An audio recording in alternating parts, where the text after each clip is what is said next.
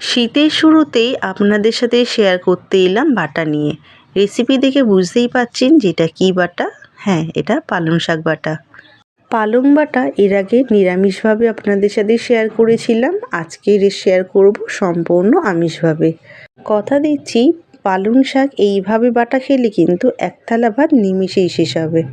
প্রথমেই পালং শাকগুলো কেটে ধুয়ে রেখেছি, এরপর কড়াইয়ে জল দিয়ে পালং শাকগুলো দিয়ে তাতে সামান্য নুন ও পেঁয়াজ কাঁচা লঙ্কা দিয়ে ঢাকনা চাপা দিয়ে সেদ্ধ করে নেব। সেদ্ধ করা হয়ে গেলে একটি পাত্রে জল ঝরিয়ে নেব। এরপর শিলের মধ্যে সেদ্ধ করা পালং শাক আর কিছুটা ধনেপাতা নিয়ে ভালো করে মিহি পেস্ট করে নেব। এরপর কড়াইয়ে তেল গরম করে তাতে ফোড়নে দেব শুকনো লঙ্কা, কালো জিরে আর রসুন দিয়ে ভালো করে ভেজে নেব। ভেজে নেওয়া হয়ে গেলে পালং বাটা দিয়ে হাই ফ্লেমে খুব ভালো করে রান্না করে নেব, যাতে পালং শাক থেকে জলো ভাবটা যাতে একেবারে চলে যায়।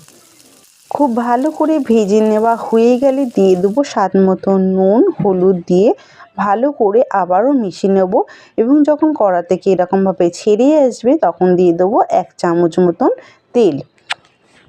তেলটি দিয়ে খুব ভালো করে মিশিয়ে নেব।